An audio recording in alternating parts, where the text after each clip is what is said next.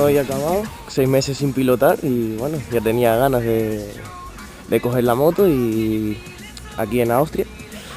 Y bueno, en Tenerife ya empezaré a entrenar otra vez y cuando vuelva y ya se acabe el invierno a entrenar duro y a ver si avanzo, que llevo 6 meses parado. Joder, me hacía falta.